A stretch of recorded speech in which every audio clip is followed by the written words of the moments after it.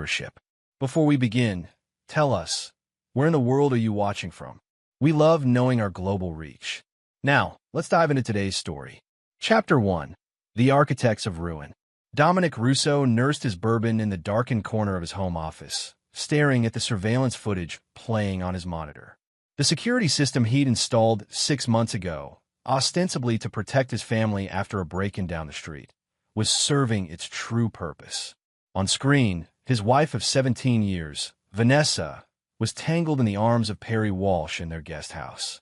Perry, his business partner of 12 years and supposedly his closest friend. Dominic wasn't surprised. He was simply gathering evidence. A self-made real estate developer worth just north of $11 million, Dominic had built his empire through calculation and patience. The same qualities that made him successful in business made him lethal when crossed. He believed in justice, his version of it. "Dad," Leo's voice broke through his thoughts. Dominic quickly switched screens before his 14-year-old son entered the room. "Hey, buddy." Dominic forced a smile. Leo was skinny, awkward, with a mind sharper than most adults Dominic knew. The kid struggled socially, but excelled academically, a trait Vanessa seemed to resent rather than celebrate. "Mom's not home yet. Can we order pizza?" Leo asked, fidgeting with the strings of his hoodie. "Sure thing." "The usual?" Dominic closed the surveillance program completely. "Yeah." "Hey, Dad." Leo hesitated. "I heard Mom talking to Grandma Eleanor about me yesterday. She called me that weird kid and said she wished I was more normal." A muscle twitched in Dominic's jaw. "Your mother has her own issues, Leo. That has nothing to do with you." Leo nodded, unconvinced. "Perry's car is parked down the street again. I think he thinks I'm stupid and don't notice." Dominic's expression didn't change, but internally his resolve hardened. People underestimating you is an advantage, Leo. Remember that. After Leo left, Dominic reopened the surveillance program. His mind traveled back to meeting Vanessa during the recession of 2008. He'd been building his first major development. She was the interior designer hired by his original partner. When that partner tried to push Dominic out, Vanessa had warned him, giving him time to counter. He'd fallen for her loyalty as much as her beauty. 17 years later, she was betraying him with the new partner he'd taken on after building his company into a regional powerhouse. The symmetry wasn't lost on him. Dominic's phone buzzed. A text from Kendrick Lopez, his former military buddy turned private investigator. They're planning weekend in Connecticut. Reservation confirmed at Hillcrest Inn. 2 nights. Dominic typed back, "Good. Keep tracking financials. Need transaction timeline." He took another sip of bourbon. In the kitchen, he could hear Leo rummaging for plates. The boy who Vanessa had gradually pulled away from over the years. The son she'd begun to treat as an inconvenience. Dominic pulled up another file, a detailed dossier on Perry Walsh. His partner had secrets that went beyond the affair. Financial troubles hidden beneath a veneer of success. Gambling debts to people who didn't send collection letters. A prescription drug habit that explained his erratic behavior in recent months. But most importantly, Perry had stupidly used company funds to impress Vanessa. Fancy dinners, jewelry, weekend getaways. Not enough to be immediately noticed, but enough that when aggregated and presented properly, would constitute fraud. Dominic didn't plan to expose this through corporate channels. That would damage his own company. No, he had something much more devastating in mind. The doorbell rang, pizza delivery. Dominic closed his files, locked his computer, and went to join his son for dinner. Tonight, he'd be the attentive father while his wife was working late. Tomorrow, he'd begin executing the first phase of a plan 6 months in the making. No one betrayed Dominic Russo and walked away unscathed. Not his wife, not his partner, not even his son, should it ever come to that, though he hoped it never would. Leo was the one pure thing in this mess, and Dominic intended to protect him while scorching the earth around everyone else. Chapter 2. Shadows and Whispers. The charity gala at the Westview Country Club sparkled with wealth and pretension. Dominic adjusted his bow tie in the reflection of a decorative mirror, watching as Vanessa charmed a group of potential donors across the room. She looked stunning in her emerald gown, a dress he'd paid for, but that she'd chosen to impress Perry. "You're awfully calm for a man being betrayed," came a smooth voice beside him. Olivia Winters, his attorney and longtime confidant, handed him a champagne flute. "Why waste emotion when calculation is more effective?" Dominic replied, taking the drink. Olivia, sharp-featured, formidable, and one of the few people Dominic genuinely respected, nodded toward Perry, who stood awkwardly conversing with the mayor. "Does he suspect you now?" "Not yet. Neither of them do." Dominic's voice remained perfectly level. "Did you file those amended operating agreements?" "This morning. As far as your business is concerned, Mr. Walsh's position is precarious at best. One wrong move, and he's not just out, he's liable." Olivia sipped her champagne. "But personal betrayal is harder to quantify in legal terms." Dominic's eyes tracked Vanessa as she excused herself from her conversation and headed toward the restrooms.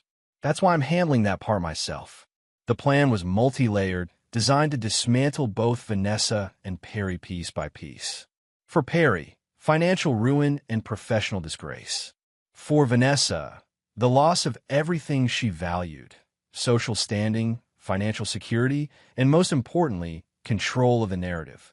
Dominic, Eleanor Preston, Vanessa's mother, approached with the entitled air of someone who believed money equaled worth.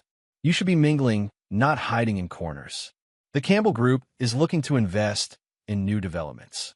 "I've already spoken with them, Eleanor," Dominic replied coolly. "In fact, we're meeting next week." Eleanor's smile tightened. She had never approved of Dominic, the self-made man who didn't come from proper society. Even after he'd achieved success, she treated him as an outsider. The feeling was mutual. "Where's Leo tonight?" Eleanor asked, her tone suggesting she already knew the answer. "Home. These events aren't his scene." Dominic maintained his calm facade, though his dislike for his mother-in-law ran deep. She'd encouraged Vanessa's worst qualities over the years: the materialism, the social climbing, the dismissive attitude toward Leo's intellectual pursuits. "That boy needs to learn social skills. He'll never succeed otherwise, no matter how smart Vanessa claims he is." Eleanor's voice dripped with condescension. "Leo will find his own path to success," Dominic replied evenly. "Not everyone measures achievement by how well they work a room." Eleanor scoffed. "Well, at least the dog's properly trained. More than I can say for her." "If you'll excuse me." Dominic cut her off, nodding to Olivia. "Business matters." As they walked away, Olivia whispered, "That woman is a piece of work, and she'll be a valuable piece of the puzzle," Dominic replied. "Her contempt for Leo is well documented and will be useful." Across the room, Dominic noticed Perry checking his phone, then making a subtle exit toward the terrace. 3 minutes later, Vanessa emerged from the restroom hallway and followed the same path. "Right on schedule," Dominic murmured, checking his watch. "I need to make my rounds. The foundation donors need attention." "And what do you need?" Olivia asked, studying his face. Dominic's smile didn't reach his eyes. "Justice, Olivia. Carefully crafted, meticulously delivered justice."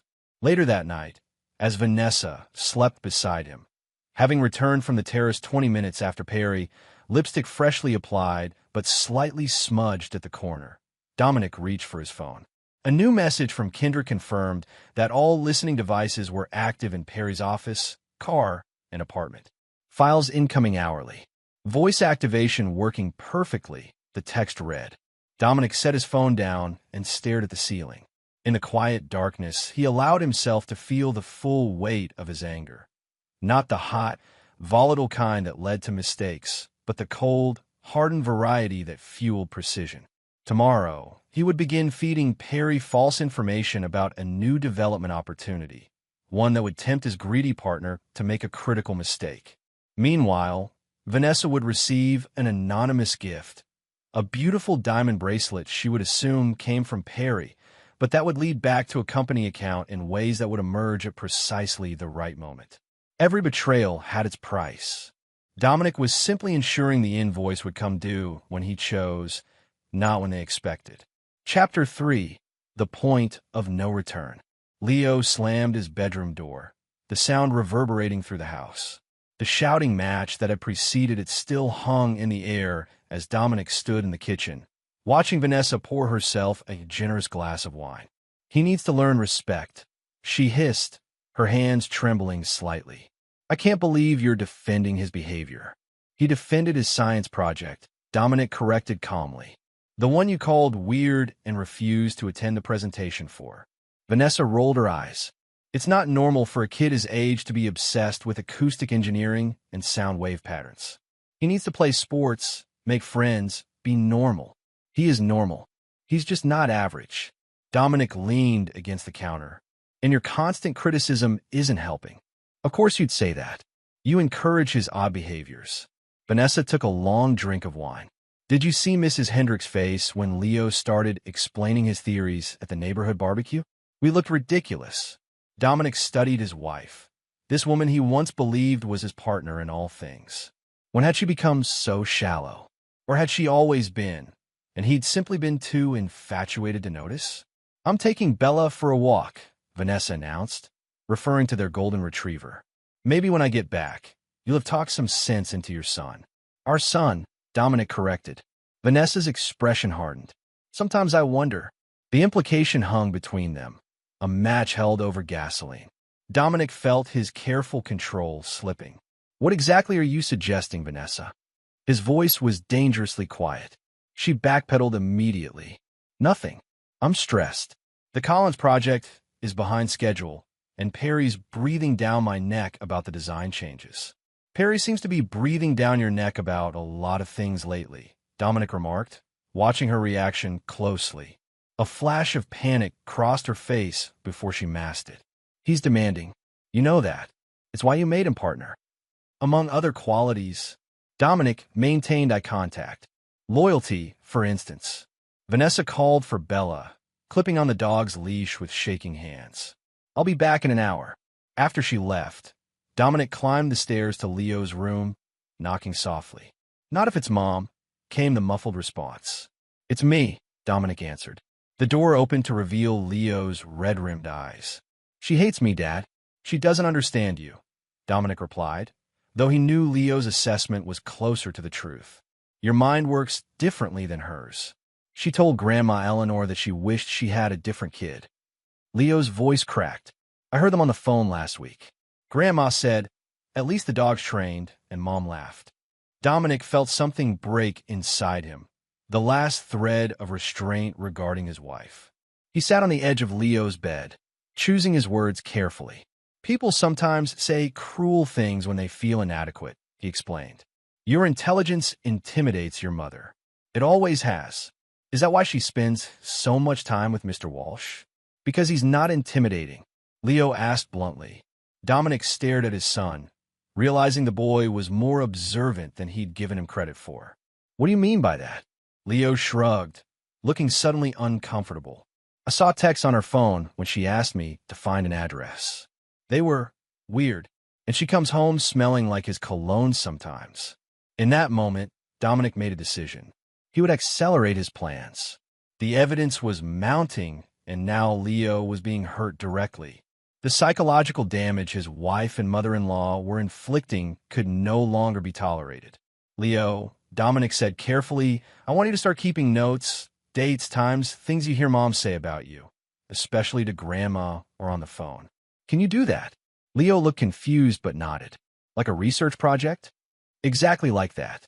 Dominic squeezed his son's shoulder. And I need you to save any text messages Mom sends you, even if they seem unimportant. Are you and Mom getting divorced? Leo asked directly, his analytical mind cutting straight to the logical conclusion. Dominic didn't insult his son's intelligence with a denial. I'm considering all options. But whatever happens, you and I are a team. Understood. Leo nodded solemnly. Team Russo. Team Russo, Dominic agreed, feeling a surge of protectiveness. That night, after confirming Leo was asleep, Dominic made a call to Kendrick.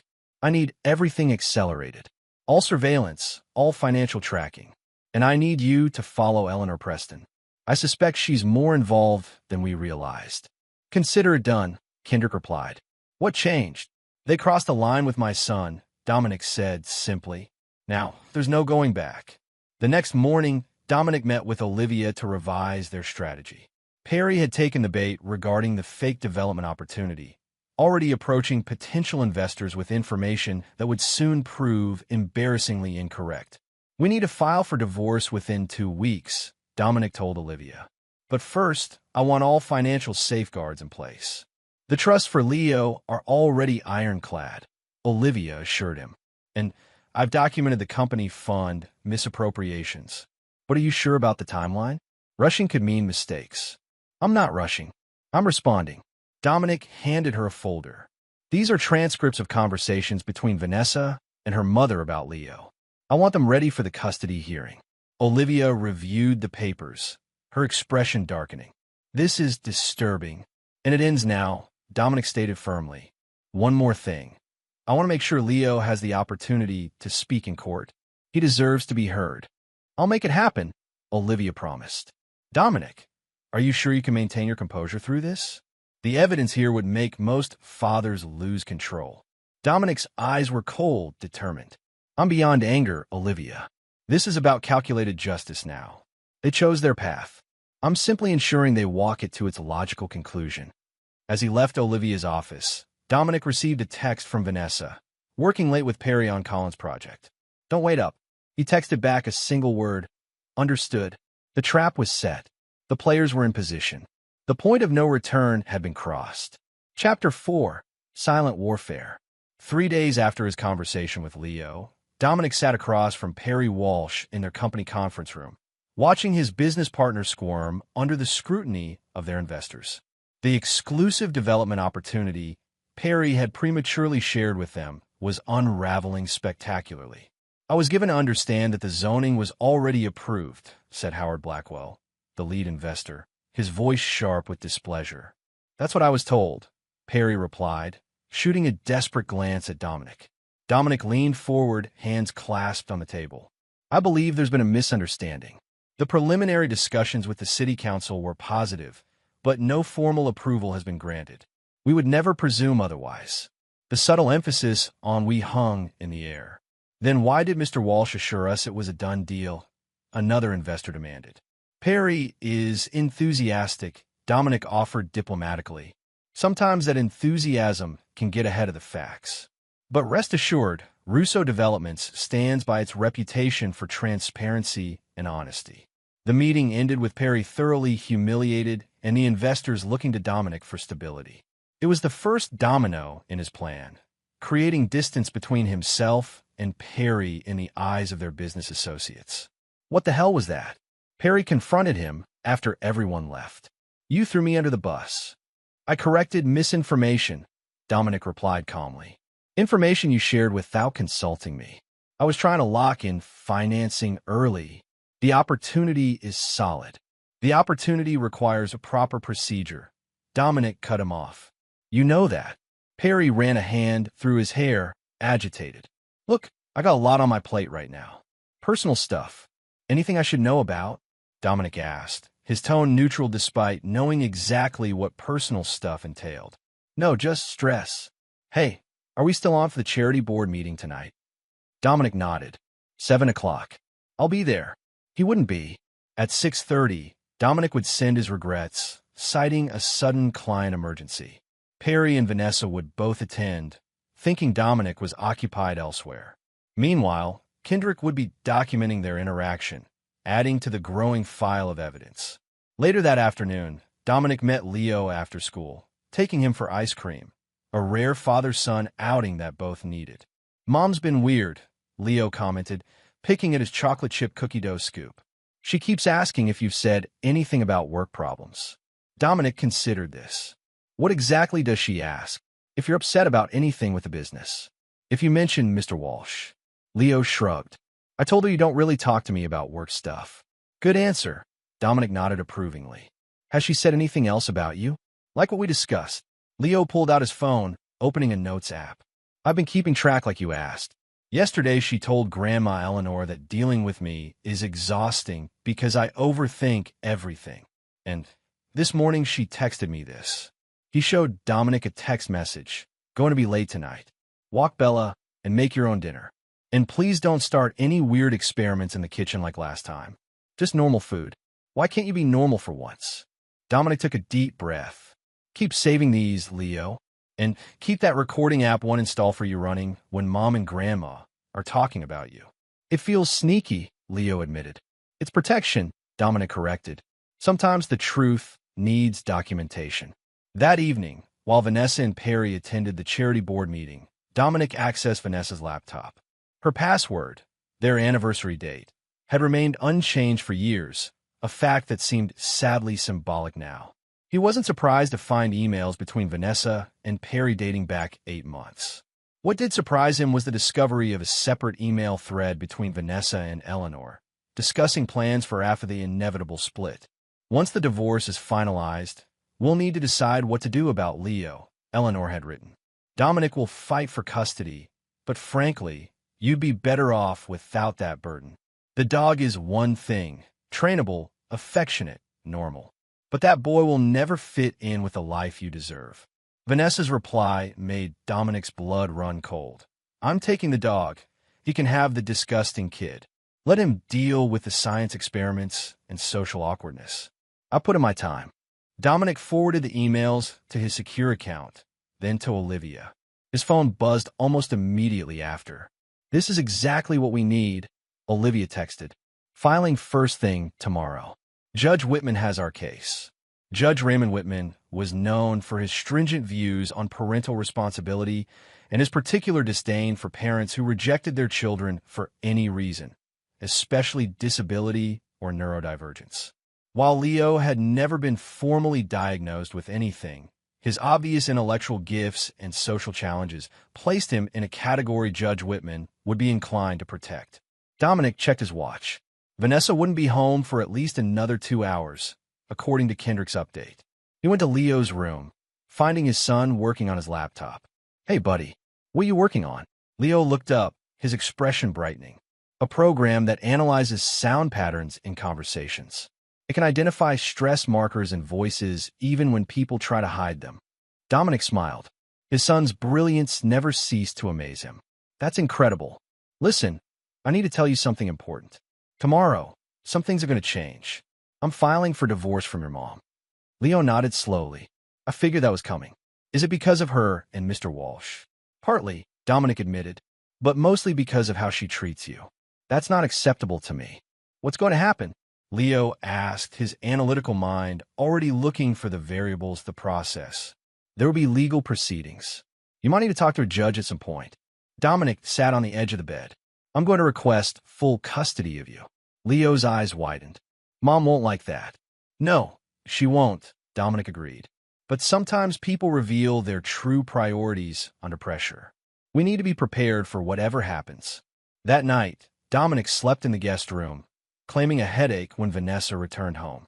The next morning, he left before she woke, meeting Olivia at the courthouse to file the divorce papers. Preliminary hearing is set for next week. Olivia informed him as they walked out. Vanessa will be served today. And Perry? Dominic asked. The financial audit request goes to the company board this afternoon.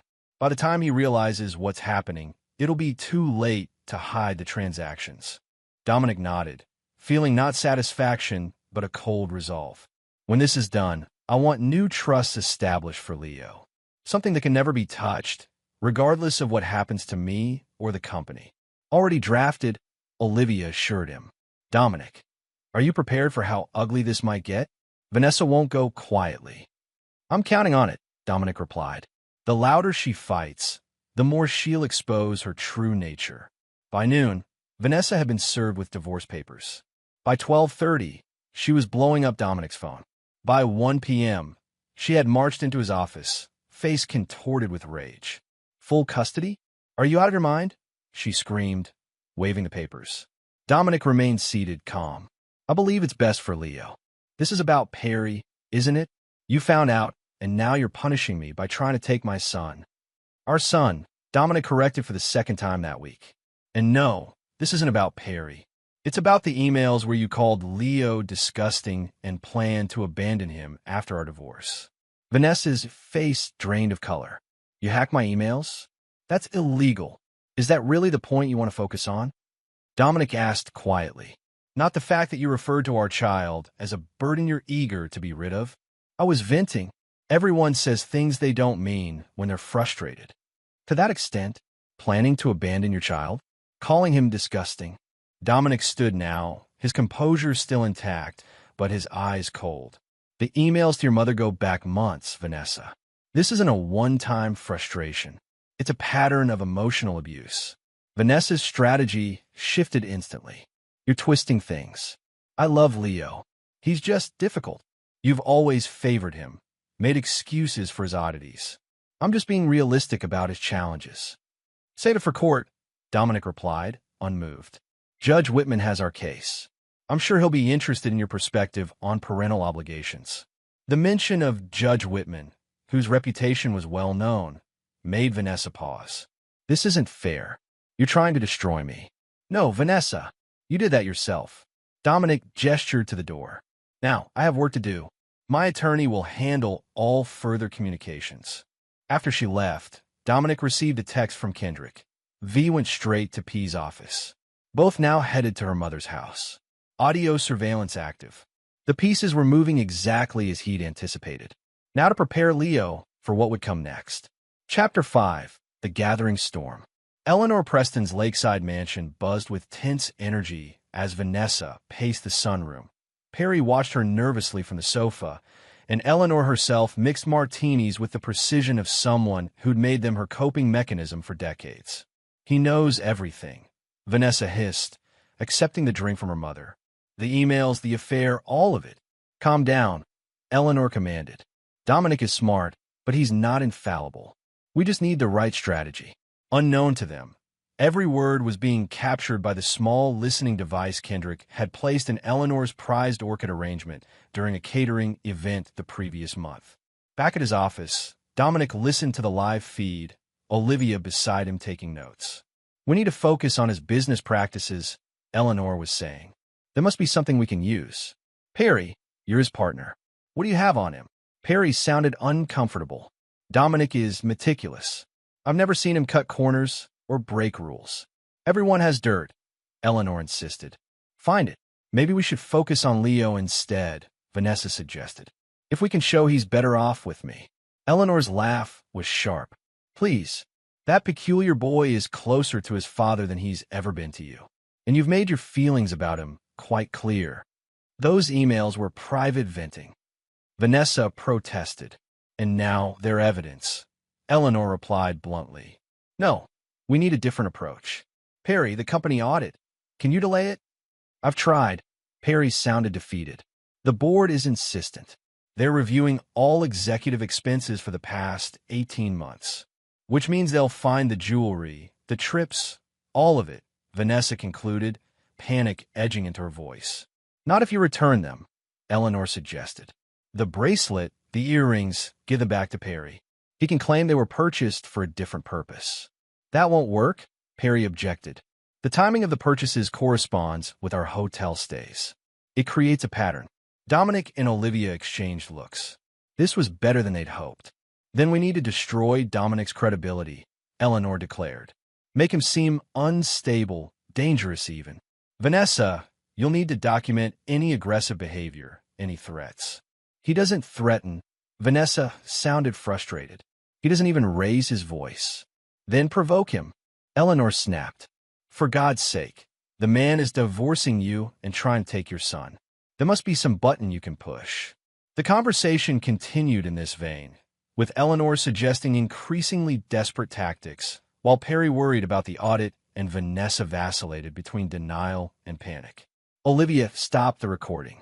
This is gold, Dominic. They're literally conspiring to fabricate evidence against you and demonstrating a complete disregard for Leo's well-being in the process, Dominic added. Make sure Judge Whitman gets a transcript before the preliminary hearing. That evening, Dominic sat with Leo in his bedroom, preparing him for what was coming. Mom might try to suddenly act like she's more interested in you, Dominic explained gently. She might offer to take you places, buy you things, or show up at your science club meetings. Leo looked skeptical. Why would she do that now? To create the impression that she's an engaged mother, Dominic replied honestly. The court considers many factors in deciding custody, including which parent has been more involved in your activities. Leo considered this. So, she'd be pretending to care about my interests just to look good? Potentially, Dominic acknowledged, careful not to explicitly turn his son against his mother despite her actions. The important thing is that you know your worth isn't determined by her approval, and that whatever happens in court, you and I are going to be okay. Dad, Leo hesitated. Last night, Mom texted me something weird. He showed Dominic his phone. The message read, "I'm taking the dog. You get the disgusting kid." Her mom laughed. At least the dog's trained. I wish you could hear how they talk about you. Dominic frowned. This is from your mother's number? Leo nodded. But it doesn't sound like her. It's like she's quoting someone else, but sent it to me by mistake. May I? Dominic asked, gesturing to the phone. When Leo nodded, he forwarded the message to his own device and to Olivia. This was probably meant for Perry or your grandmother. She was quoting herself and Eleanor. Leo's expression fell. So she really does think I'm disgusting. Dominic put his arm around his son's shoulders. What she thinks reflects her limitations, not yours. Keep saving these messages, Leo. They matter. Over the next few days, the pressure mounted on all fronts. The company audit uncovered Perry's misappropriation of funds, leading to an emergency board meeting where he was suspended pending further investigation. Vanessa, as Eleanor had suggested, began making obvious attempts to appear interested in Leo's activities, showing up at his science club competition for the first time in years and awkwardly trying to understand his acoustic engineering project. Leo, wise beyond his years, saw through the performance but remained polite, a quality Dominic had always admired in his son. She asked if she could take a photo with me and my project, Leo reported afterward. Then she posted it on Instagram with some hashtag about proud mom moments. She's never even looked at my project before. Dominic simply nodded. How did the competition go otherwise? I won first place, Leo said with a small smile. The judges said my sound wave analysis program has practical applications for security systems. That's my boy, Dominic said proudly. The preliminary hearing was scheduled for the following Monday. The weekend before, Vanessa made a desperate attempt to sway Dominic. We can work this out privately, she suggested, finding him in his home office. There's no need to drag our dirty laundry through the courts. Dominic looked up from his computer. What are you proposing? Joint custody of Leo. I keep the house. You keep the company. We divide other assets equally. She sat on the edge of his desk, attempting a conciliatory tone. Perry's already been dealt with. Why continue this public spectacle? And Bella? Dominic asked, referring to the dog. I keep Bella, of course, Vanessa replied without hesitation. Leo has never been as attached to her as I am. Dominic leaned back in his chair. So you get the house, the dog, and shared custody of the child you called disgusting and plan to abandon. What exactly am I getting in this generous offer? Vanessa's expression hardened. You're getting a clean break without your reputation being questioned. Mother has friends in the press, Dominic. This could get very public, very ugly. Are you threatening me, Vanessa? His voice remained calm, but his eyes had turned to ice. I'm being practical, she countered. Eleanor thinks we should fight dirty. I'm offering an alternative. Dominic studied his wife. This woman who had once been his partner, his supporter. Now she sat before him, threatening media exposure if he didn't agree to her terms, completely unconcerned about what was best for their son. The hearing is Monday, 9 a.m., he said finally. I'll see you there. Vanessa stood, her composure slipping. You're making a mistake. I can hurt you, Dominic. Don't think I won't. You've been hurting our son for years, Dominic replied evenly. That ends now, regardless of what you try to do to me. After she left, Dominic called Kendrick. I need security for Leo this weekend. Vanessa's getting desperate. Already arranged, Kendrick assured him. And I've got something you should hear. Eleanor Preston made some calls to a tabloid reporter this afternoon, offering dirt on you. Let her, Dominic replied. The restraining order against her will be more effective if she's already demonstrated malicious intent. On Sunday night, Leo knocked on Dominic's office door, looking troubled. Dad, Mom's been texting me weird stuff again. He handed over his phone. The latest message read, Court tomorrow. Your father is trying to make me look bad. Remember all the good times we've had. Tell the judge you want to live with me if they ask. Dominic handed the phone back. How do you feel about that? Leo considered the question carefully. I think I want to tell the truth. About everything. Is that okay? The truth is always okay, Leo, Dominic assured him. Even when it's difficult. That night, as the house settled into an uneasy quiet, Vanessa in the guest room, Leo finally asleep, and Dominic reviewing documents for the hearing. A final text came through on Leo's phone. It was from Vanessa. I know your father has poisoned you against me. But remember, if you say anything that makes me look bad tomorrow, there will be consequences. I'm still your mother. Leo, unable to sleep, saw the message immediately. Without hesitation, he forwarded it to his father. Dominic stared at the naked threat, feeling the last vestiges of restraint slipping away. Tomorrow couldn't come soon enough. Chapter 6. The Crucible of Truth. The family court's austere wood-paneled chamber seemed to amplify every sound. The shuffle of papers, the clearing of throats, the soft whisk of the ceiling fans. Judge Raymond Whitman, a man whose severe expression matched his reputation for no-nonsense rulings, surveyed the parties before him. On one side sat Dominic with Olivia, both composed and prepared. On the other, Vanessa fidgeted beside her attorney, Mallory Reed, a divorce lawyer known for aggressive tactics and theatrical courtroom performances. Eleanor sat directly behind them, her expression suggesting she'd smelled something unpleasant. Leo waited outside with a court-appointed guardian ad litem, a psychologist who would assess his best interests independent of either parent's claims. This is a preliminary hearing to establish temporary custody arrangements and address immediate concerns, Judge Whitman began. I have reviewed the filings from both parties, including some troubling communications. His gaze fixed on Vanessa momentarily. Ms. Reed, your client has requested primary physical custody of the minor child. On what basis? Mallory stood, smoothing her suit jacket. Your Honor, despite Mr. Russo's claims, my client has been a devoted mother who has balanced career demands with parenting responsibilities for 14 years. The cherry-picked communications presented by opposing counsel show a mother occasionally frustrated, as all parents are, but don't reflect the full picture of her relationship with her son. Judge Whitman's expression remained impassive, and the text messages threatening the child if he speaks against her in court? Do those reflect frustration as well? Mallory faltered slightly. My client denies sending such messages, Your Honor. We believe Mr. Russo, who has admitted to surveillance of my client, may have fabricated these communications. Olivia rose. Your Honor, we have digital forensic evidence confirming these messages came from Ms. Russo's device at times and locations where she was present. Furthermore, we have recorded conversations between Ms. Russo, her mother, and Mr. Perry Walsh explicitly discussing their plan to destroy Mr. Russo's credibility and acknowledging Ms. Russo's desire to relinquish custody while maintaining appearances. Judge Whitman held up a hand. I've reviewed those transcripts, Ms. Adler. They are concerning, to say the least.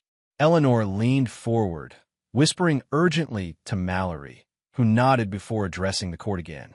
Your Honor, we request the opportunity to examine this alleged evidence with our own digital forensic expert. Furthermore, any recordings made without my client's knowledge may be inadmissible under wiretapping statutes. The recordings were made in Ms. Preston's home, with surveillance devices legally placed during a public event, Olivia countered, and the text messages were freely shared by the minor child, who was the recipient. The legal arguments continued, with Mallory becoming increasingly desperate as Judge Whitman appeared unmoved by her objections. After 30 minutes of technical disputes, the judge interrupted. I believe it would be beneficial to hear from the child at this point. Ms. Adler, you've requested that Leo Russo be permitted to address the court? Yes, Your Honor. He has expressed a strong desire to speak regarding his living situation. Judge Whitman nodded to the bailiff, who opened the door. Leo entered, looking small but determined in his dress shirt and tie. The guardian ad litem, Dr. Sarah Chun, accompanied him, giving him an encouraging nod. Leo, I understand you wish to speak today, Judge Whitman said, his tone gentler than it had been with the attorneys. You're not required to, but if you want to share your thoughts with the court, you may do so. Leo glanced at his father, who gave him a subtle nod, then at his mother, who attempted a warm smile that didn't reach her eyes. Thank you, Your Honor, Leo said, his voice surprisingly steady. I would like to speak. Proceed when you're ready, Judge Whitman encouraged. Leo took a deep breath. Your Honor, may I read something first? A text message my mom sent me last night. Vanessa stiffened visibly. Judge Whitman nodded his permission. Leo pulled out his phone. This is from my mom at 11:42 p.m. last night. I know your father has poisoned you against me. But remember, if you say anything that makes me look bad tomorrow, there will be consequences. I'm still your mother. Murmurs filled the courtroom. Vanessa's face flushed with anger, while Eleanor looked like she might combust. And this is from 3 days ago. Leo continued, scrolling through his phone. I'm taking the dog. You get the disgusting kid. Her mom laughed. At least the dog's trained. I wish you could hear how they talk about you. Leo looked up, meeting the judge's eyes directly. She sent that by mistake. It was supposed to go to Mr. Walsh or Grandma Eleanor, quoting their earlier conversation about me. Judge Whitman leaned forward. Leo, how do these messages make you feel? Sad, Leo answered honestly, but not surprised. Mom has always been disappointed in me because I'm not like other kids, because I like science and acoustic engineering instead of sports, because I'm quiet at parties instead of sociable like she wants. Objection. Mallory stood. This is clearly rehearsed testimony. Ms. Reed, this is not a trial, and the child is not a witness being cross-examined. Judge Whitman reprimanded sharply. He is expressing his feelings and experiences, which are directly relevant to these proceedings. Please continue, Leo. Leo nodded. Recently, Mom suddenly started coming to my science competitions and posting pictures online about being proud of me. But it wasn't real. She never asked me about my project or what it does. She just took photos and left. And your father? Judge Whitman prompted. Dad has always supported me, Leo replied simply. He doesn't care if I'm different. He helps with my projects, listens to my ideas, and never makes me feel bad about who I am. Judge Whitman nodded thoughtfully. Is there anything else you'd like to tell me about your situation at home? Leo hesitated, then spoke with careful deliberation. Sir, can I read what Mom texted me last night? The one I just mentioned about consequences. The judge nodded, his expression grave. Leo cleared his throat. The text was a threat. If I told the truth today, there would be consequences. But my dad taught me that the truth matters, even when it's hard. He looked directly at Vanessa now. Mom doesn't want me. She wants Bella, our dog, because Bella is normal and trainable. Those are Grandma Eleanor's words, but Mom agrees with them. I've heard them talking when they didn't know I was listening. The courtroom fell completely silent as Leo continued. I don't want to live where I'm not wanted, he concluded simply. I want to stay with my dad. Judge Whitman studied Leo for a moment. Thank you for your courage today, Leo. You may step outside with Dr. Chun now, while we continue. After Leo left, the judge turned his attention back to the attorneys, but his expression had hardened considerably. Ms. Reed, does your client wish to respond to these statements? Vanessa whispered frantically to Mallory, who then addressed the court. Your Honor, my client acknowledges sending messages in moments of stress, but contends they are being taken out of context. As for the allegations about her preferences regarding custody, she categorically denies any intention to abandon her parental responsibilities. Then perhaps she can explain this email. Olivia interjected, presenting a document to the court. Sent for Vanessa Russo to Eleanor Preston just 6 weeks ago, stating, and I quote, I'm taking the dog. He can have the disgusting kid. Let him deal with the science experiments and social awkwardness. I put in my time. Vanessa's face drained of color. Eleanor, from her seat behind the counsel table, suddenly stood. This is absurd. Private communications between mother and daughter are being twisted to paint Vanessa as an unfit mother. Ms. Preston, Judge Whitman warned, you are not a party to these proceedings. Please be seated or you will be removed. Eleanor ignored him, continuing her tirade. That boy has always been strange. Is it any wonder his mother occasionally expresses frustration? At least the dog behaves normally. The courtroom erupted in shocked whispers. Judge Whitman banged his gavel. Ms. Preston, you are in contempt of court. Bailiff, please escort her out. As the bailiff approached, Eleanor turned to Vanessa. Tell them how difficult that boy has always been. How you've suffered trying to raise such an odd child. The bailiff took Eleanor's arm, leading her toward the door. Her parting shot echoed through the chamber. You should have left years ago, Vanessa. Taken the dog and left him with that strange child. After order was restored, Judge Whitman looked directly at Vanessa. Ms. Russo, given what has transpired here today, do you wish to modify your custody request? Vanessa, still visibly shaken by her mother's outburst, conferred briefly with Mallory. The attorney then addressed the court. Your Honor, in light of today's revelations, my client is willing to consider a temporary custody arrangement that prioritizes stability for the minor child while these matters are further investigated. I'm not interested in further investigations, Judge Whitman stated flatly. The evidence before me is clear and compelling. I am granting temporary full custody to Dominic Russo, with supervised visitation for Vanessa Russo at Mr. Russo's discretion. He turned to Dominic.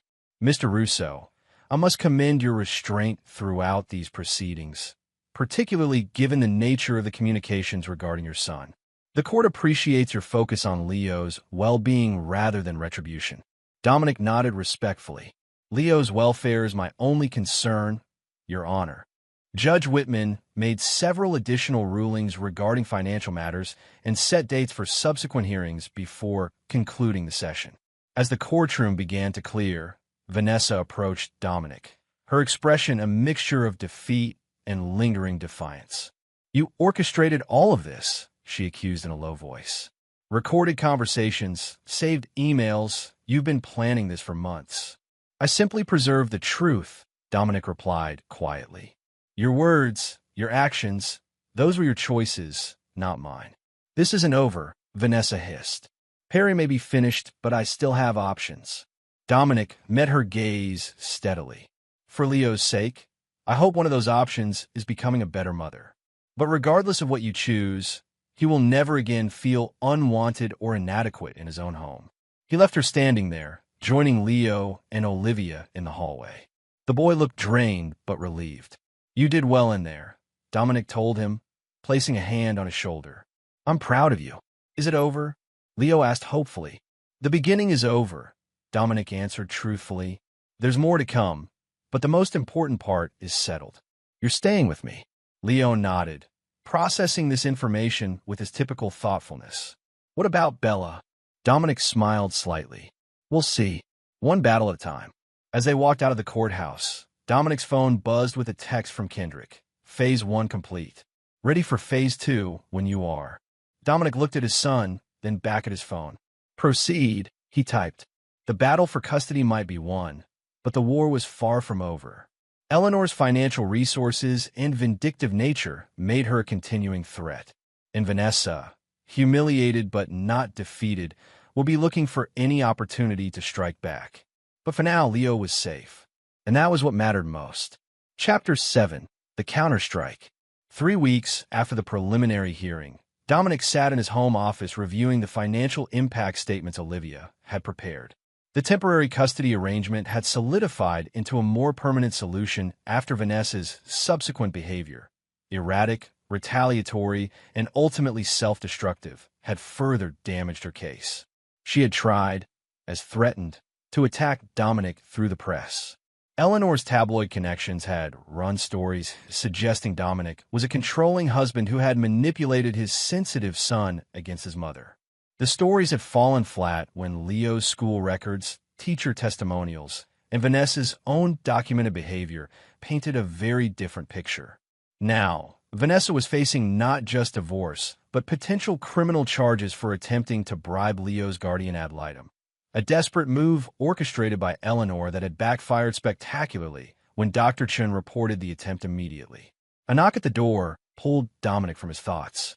Leo entered, Bella trotting happily beside him. The golden retriever had become a point of contention in the divorce proceedings, with Vanessa initially insisting she should keep the dog despite losing custody of her son. However, after Leo's testimony about how she had prioritized the dog over him, Judge Whitman had awarded temporary possession of Bella to Dominic and Leo as well. "Dad, can I talk to you about something?" Leo asked, settling into the chair across from Dominic's desk. Bella flopped contentedly at his feet. Of course, Dominic set aside his papers. "What's on your mind?" "Mom called again," Leo said, his expression troubled. "She was crying, saying she misses me and Bella, that she's sorry for everything, and that Grandma Eleanor pushed her to say those things about me." Dominic considered his response carefully. Despite everything, Vanessa was still Leo's mother. "Do you believe her?" Leo shrugged. "I don't know. She never apologized before, even when she did stuff that hurt my feelings. It feels different now, like she's only sorry because she lost." "That's very perceptive," Dominic acknowledged. "People sometimes confuse regret over consequences with genuine remorse for their actions." "She wants to see me, without the supervisor." Leo picked at a loose thread on his jeans. "She says the supervision makes her feel like a criminal." "The supervision is there to protect you," Dominic explained. "Not just physically, but emotionally. The things your mother and grandmother said about you were a form of abuse, Leo. The court recognizes that." Leo nodded slowly. "I know, but part of me still wishes things could be normal. That mom could just like me for who I am." Dominic felt a pang of sympathy for his son. Despite the cruelty Vanessa had shown, Leo still craved his mother's genuine acceptance, a natural desire that might never be fulfilled. "We can't control how other people feel or behave," Dominic said gently. "We can only control our own responses. Your mother has choices to make about what kind of parent she wants to be. Those choices are hers, not yours." "I think I want to keep the supervised visits for now," Leo decided. "It feels safer." "I think that's wise," Dominic agreed, proud of his son's self-awareness. "Now, how about that science project? Did you finish the acoustic resonance patterns?" Leo's face lit up as he launched into an enthusiastic explanation of his latest work. Dominic listened attentively, marveling at his son's brilliance and emotional resilience. Despite everything, Leo was thriving in their new arrangement, his confidence growing without the constant undercurrent of his mother's disappointment. Later that evening, Dominic received a call from Kendrick. "Eleanor's making moves," the investigator reported. "She's been meeting with Calvin Weber." Calvin Weber was a business rival of Dominic's, a developer with a reputation for underhanded tactics and questionable financing. They had competed for projects over the years, with Dominic usually emerging victorious due to his superior planning and ethical business practices. "What kind of moves?" Dominic asked, stepping onto his back patio to ensure Leo couldn't overhear. "She's offering inside information on your upcoming bids, specifically the Harborview project. Says she has access to your financial strategy through Vanessa." Dominic considered this. Vanessa had never been involved in the company's financial planning, but she had occasionally been present when he discussed projects at home. She might have gleaned enough to sound convincing to someone like Weber. Let them proceed, Dominic decided. In fact, make sure Weber gets some additional insider information through channels he'll trust. "The misinformation protocol we discussed last month," Kendrick confirmed. "Exactly. Time to let Eleanor hang herself." The Harborview project was a major downtown revitalization effort worth nearly $50 million.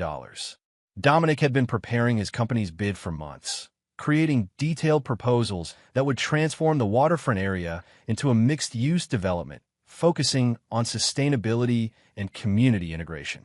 What Eleanor and Weber didn't know was that Dominic had anticipated this move. Weeks earlier, he had created a shadow proposal, a convincing but fundamentally flawed plan with financial projections that appeared solid but contained critical miscalculations. This decoy proposal had been accidentally left where Vanessa could access it during one of her visits to collect personal items from the house. Now, Dominic just needed to confirm she had taken a bait. "There's more," Kendrick continued. "Eleanor's financial situation isn't as robust as she pretends. Her late husband's investments have been underperforming for years. She's leveraged the lake house to fund Vanessa's legal fees and their PR campaign against you. This was valuable information. Eleanor's apparent wealth had always been her shield against consequences, allowing her to operate with impunity in social circles where appearances mattered more than character. Keep tracking her finances, Dominic instructed, and make sure our contacts at First National are aware of her liquidity issues before she approaches them for additional credit. After ending the call, Dominic sent a message to Olivia. Eleanor's moving on the business front. Time to activate the Preston Protocol. The Preston Protocol was the final phase of Dominic's plan, a comprehensive response to Eleanor's interference that would neutralize her ability to harm Leo or damage Dominic's business interests. Unlike his approach with Vanessa, which had been primarily defensive and focused on protecting Leo, his strategy for Eleanor was proactive and designed to eliminate her influence permanently. Eleanor had spent years manipulating her daughter, encouraging her worst qualities, and ultimately contributing to the toxic environment that had harmed Leo. Dominic had long suspected she viewed Leo as a disappointment primarily because the boy's intellect and quiet nature reminded her of her late husband's academic brother, a man she had openly disdained for being too intellectual and socially awkward. Now, Eleanor had moved beyond family dynamics into attempting to sabotage Dominic's business, an arena where he was particularly unforgiving. The next morning, Dominic met with his executive team to review the actual Harborview proposal. The team was unaware of the shadow proposal or the potential information leak. "We're in excellent position for this bid," reported Alicia Terrell, his chief financial officer. "Our financing is solid, our sustainability metrics are industry-leading, and our community integration plan addresses all the city council's priority concerns." "What about Weber Development?" Dominic asked casually. "I heard they're putting together an aggressive package." Alicia looked surprised. "Weber? Our intel suggests they're focusing on the Westridge project instead. They don't have the sustainability expertise Harborview requires." "Things change," Dominic remarked. "Let's proceed as planned, but I want additional security on all our proposal documents. Nothing leaves this office without encryption and tracking." After the meeting, Dominic received a text from an unknown number. Weber bit hard. "Meeting with financial backers tomorrow using your numbers. Eleanor attending as special consultant." The trap was set. Now, he just needed to prepare for the fallout. That evening, as Dominic helped Leo with a particularly complex math problem, his phone rang. It was Vanessa. "I want to talk about settlement terms," she said without preamble. "Mother thinks we should keep fighting, but I'm tired, Dominic." "What did you have in mind?" he asked, stepping away from the kitchen table where Leo was working. "I'll drop the custody battle. Full custody to you, with reasonable visitation for me." Her voice sounded deflated. "In exchange, I want a fair financial settlement and no criminal charges for the misunderstanding with Dr. Chun." "Attempted bribery isn't a misunderstanding, Vanessa," Dominic reminded her. "But I'm willing to discuss terms if you're serious about putting Leo's interests first." "I am," she insisted. "I've been seeing a therapist. She's helping me understand some patterns in my behavior. My relationship with Mother, how it affected my relationship with Leo." Dominic remained skeptical but recognized potential value in Vanessa developing genuine insight. "Send your proposed terms to Olivia. We'll review them. But understand this. If this is another strategy or delay tactic, there won't be another chance." "It's not," Vanessa said quietly. "And Dominic, I need to tell you something about Mother. She took some documents from your home office during my last visit. Financial information about the Harborview project. She's working with Calvin Weber. So she was confessing." "Interesting. Why are you telling me this now?" "Because I'm starting to see things clearly," Vanessa replied. "Mother's always used people, me included. But using Leo against you, that crossed a line I should never have allowed her to cross."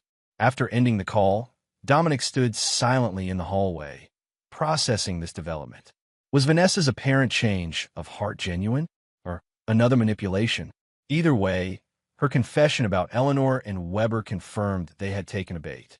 Tomorrow would bring the next phase of Eleanor's downfall. For tonight, Dominic returned to the kitchen table, where Leo was working on his math problems with Bella stretched out contentedly under his chair. Some battles were worth fighting to the bitter end. Others were simply stepping stones toward what truly mattered. Chapter 8. The Collapse. The Harborview Project bid presentation was scheduled for Thursday morning at City Hall. By Wednesday afternoon, Calvin Weber was feeling supremely confident. Thanks to Eleanor Preston's inside information, Weber Development had crafted a proposal that seemingly undercut Russo Developments on every key metric while still maintaining profitability. What Weber didn't know was that the financial projections he had based his bid on contained fatal flaws. The labor costs were underestimated by nearly 30%. The environmental remediation budget was insufficient by half, and the timeline assumptions failed to account for critical infrastructure dependencies. To anyone without detailed knowledge of the project, the errors were invisible. To the experienced City Planning Commission, they would be glaring red flags. Dominic sat in his car outside City Hall, watching as Weber arrived with Eleanor Preston beside him, both looking triumphant. He took a photo with his phone and sent it to Kendrick with the caption, "Phase 2 initiated." Inside, the commissioners were gathering for the pre-bid review session when Dominic's phone buzzed. It was Olivia. Judge signed off on the settlement agreement. Vanessa just countersigned. Full custody confirmed. Financial terms as discussed. She waived alimony in exchange for lump sum payment. One battle conclusively won.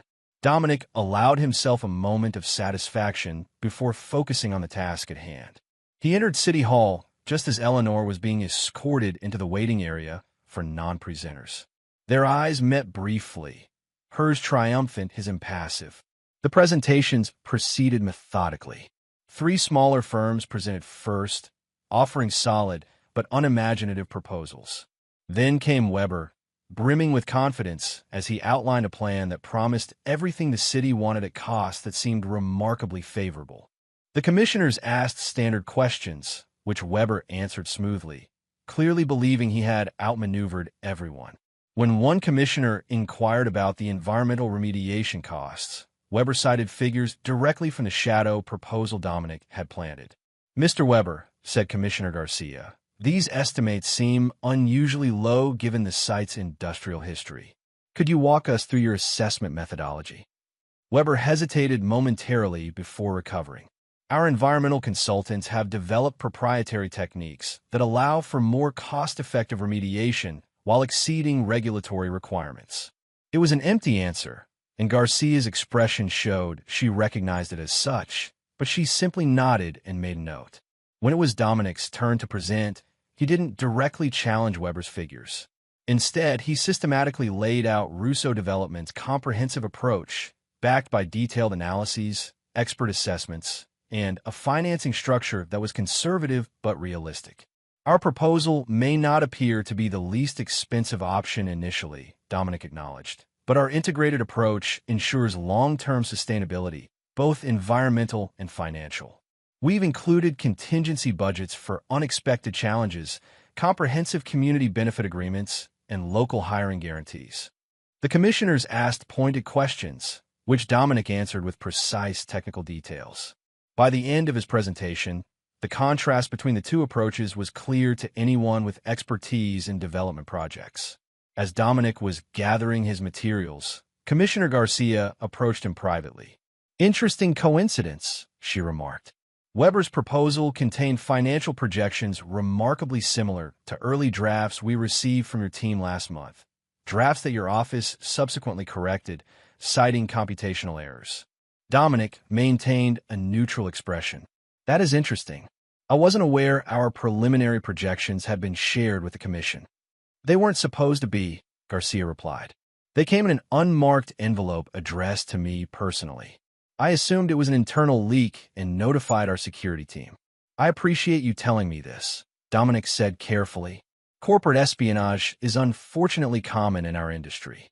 Garcia studied him for a moment. "The commission takes such matters seriously, Mr. Russo. If someone obtained proprietary information improperly and then based a multi-million-dollar bid on it without due diligence, well, that would be concerning on multiple levels." "Very concerning indeed," Dominic agreed. As he left City Hall, Dominic noticed Eleanor in deep conversation with Weber, both looking increasingly agitated. He didn't need to hear their words to know they were realizing something had gone very wrong. His phone buzzed with a text from Kendrick. Financial Times reporter just received anonymous tip about Weber's bid irregularities. Story developing. By evening, the story had broken. The Financial Times article didn't directly accuse Weber of corporate espionage, but raised serious questions about the remarkable similarities between early drafts of Russo Development's proposal and Weber Development's final bid. Similarities that extended to identical errors that had long since been corrected in Russo's actual submission. Calvin Weber issued an immediate denial, claiming any similarities were coincidental.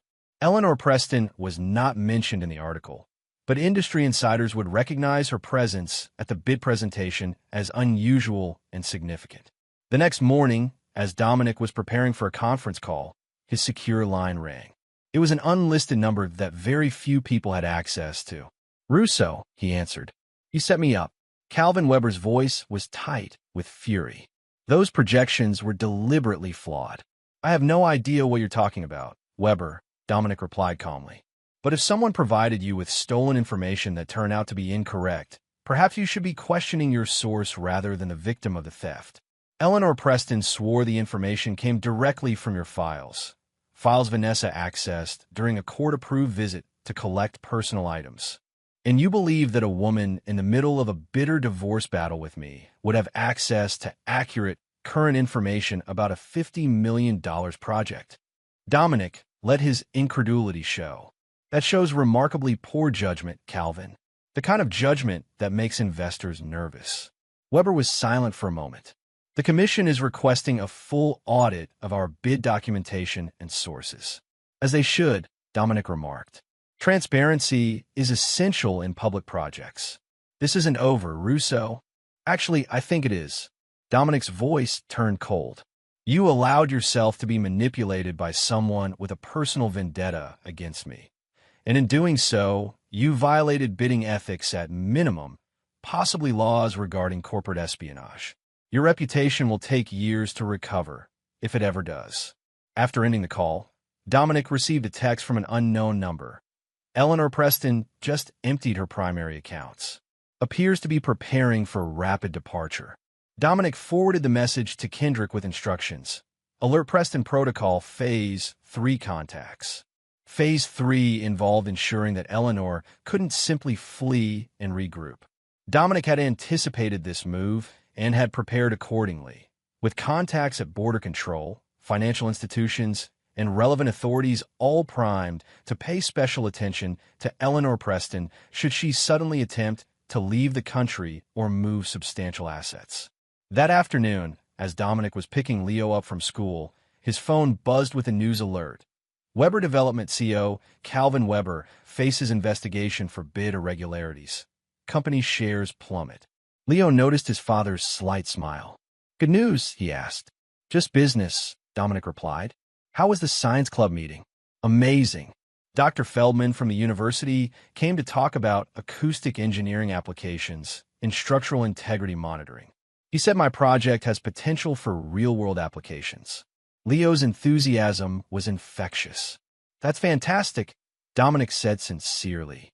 "We should celebrate. How about dinner at Giovanni's?" As they drove home, Dominic received another alert. Eleanor Preston named in Weber Development investigation. Financial ties to fraudulent bid under scrutiny. Phase 3 was proceeding exactly as planned. Eleanor's reputation, the thing she valued above all else, was beginning to crumble. By morning, her social standing would be irreparably damaged, her financial situation exposed as precarious, and her legal vulnerability evident to all.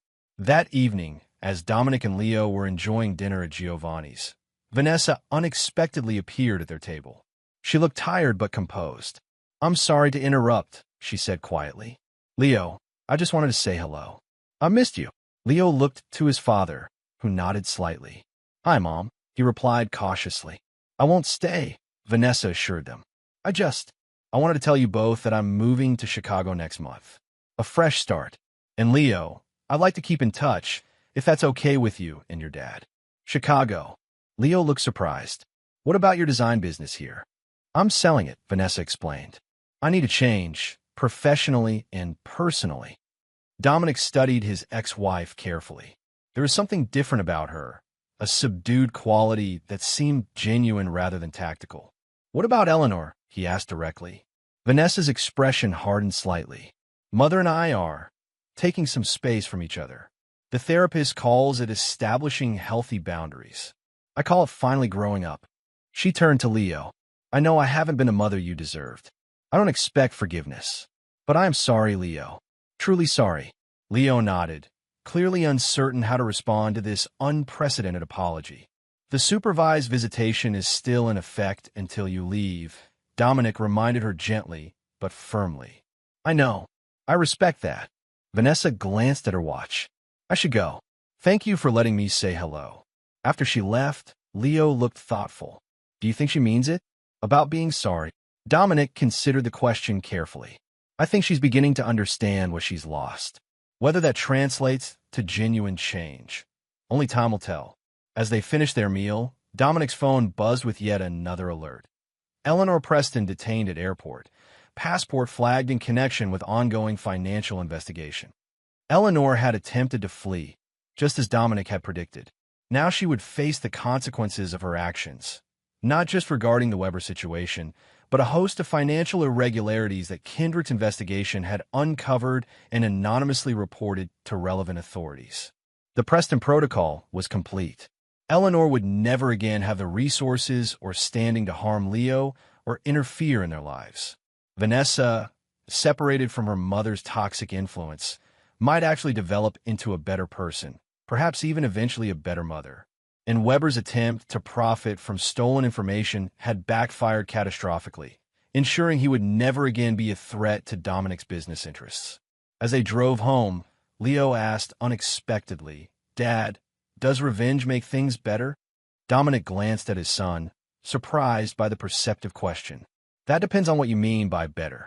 Sometimes protecting yourself and those you love requires ensuring that those who would harm you face consequences for their actions." "Is that what happened with Mom and Grandma Eleanor? And Mr. Walsh? They made choices that hurt you," Dominic replied carefully. "I made sure those choices had appropriate consequences." Leo nodded, processing this. "I think I understand. It's like in physics. Every action has an equal and opposite reaction." "Something like that," Dominic agreed, impressed as always by his son's insight. "The key is to make sure the reaction is proportional and precise." As they pulled into their driveway, Bella's excited face appeared in the window, her tail visibly wagging even from a distance. Leo smiled at the sight. "I'm glad we kept her," he said, "even if Mom only wanted her because she's normal." "Bella knows who truly cares for her," Dominic replied. "Animals are good judges of character that way." The final pieces had fallen into place. The battle was won. And while Dominic took no joy in others' suffering, he felt the deep satisfaction of having protected what mattered most to him: his son, his business, his principles. Those who had betrayed him had learned a costly lesson. Dominic Russo never forgot, and he never forgave. Chapter 9. Ashes and Steel. 6 months later, Dominic stood at the edge of the Harborview construction site, watching as the first structural beams were swung into place by massive cranes. Beside him, Leo recorded the sound of the construction with specialized microphones for a new project analyzing urban acoustic patterns. "The resonance changes as the structure takes shape," Leo explained enthusiastically. "I'm tracking how the soundscape evolves throughout the construction process." Dominic smiled at his son's passion. The past 6 months had brought remarkable changes for both of them. Leo had blossomed academically and even socially, joining a robotics club where he had made several friends who shared his intellectual interests. Without his mother's constant criticism and his grandmother's toxic influence, he had grown more confident, more willing to embrace his unique perspective rather than apologize for it. For Dominic, the professional successes had been substantial. The Harborview project had been awarded to Russo Developments, while Weber's company had imploded under the weight of the investigation, and Calvin Weber himself was facing potential charges for fraud and corporate espionage. His phone buzzed with a text from Olivia. Final judgment received. Permanent custody arrangement approved as submitted. No appeals filed. The last legal thread tied off neatly. Vanessa had followed through on her plan to relocate to Chicago, maintaining limited contact with Leo through weekly video calls that had gradually become less awkward and more meaningful. She seemed genuinely committed to her therapy, occasionally sharing insights with Dominic about patterns she was recognizing in her behavior and her relationship with her mother. Speaking of Eleanor, she had faced a spectacular fall from grace. The investigation into her role in the Weberbid scandal had uncovered financial improprieties dating back years: tax evasion, misrepresentation of assets, and questionable property transfers designed to hide money from creditors. The elegant lake house had been seized, her social standing obliterated, and her legal troubles multiplied as former friends abandoned her and sometimes even contributed damaging information to authorities. She now faced multiple felony charges and had been reduced to living in a modest apartment paid for by a distant cousin who had taken pity on her. The woman who had once looked down on Dominic for being new money was now experiencing firsthand what it meant to fall from social grace with no safety net. As for Perry Walsh, his professional reputation was in tatters. The company audit had revealed his misappropriation of funds in excruciating detail, and the board had not only terminated him, but filed civil charges to recover the stolen money. His gambling debts had caught up to him, forcing him to sell his home and luxury cars.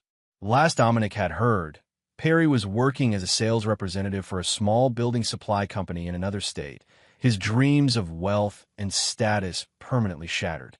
"Dad, listen to this," Leo said, offering his headphones. Dominic put them on and heard the complex layering of construction sounds, transformed through Leo's recording equipment into something almost musical. The rhythmic pounding of pile drivers providing a steady beat beneath the metallic symphony of welding and the deep groans of moving steel.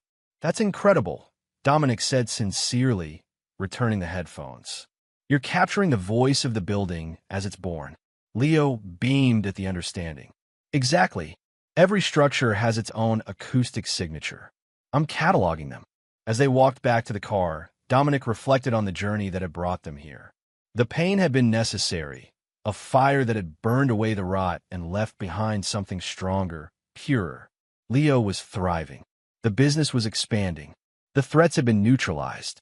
That evening, as they ate dinner on the patio with Bella lounging contentedly nearby, Leo suddenly asked, "Do you think people can truly change, Dad?"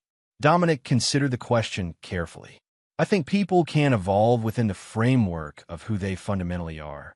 Your mother, for instance, will always be image-conscious and concerned with social standing. That's deeply ingrained in her. But she can become aware of those tendencies and choose different responses. And Grandma Eleanor? Some people are too invested in their patterns to change," Dominic replied honestly. "Your grandmother spent decades building her identity around social status and control. Losing those things hasn't made her reconsider her values. It's made her bitter about losing what she values." Leo nodded thoughtfully. "What about you? Have you changed?" The question caught Dominic by surprise. "In what way?" "Mom says you've become harder, less forgiving." Leo met his father's eyes directly.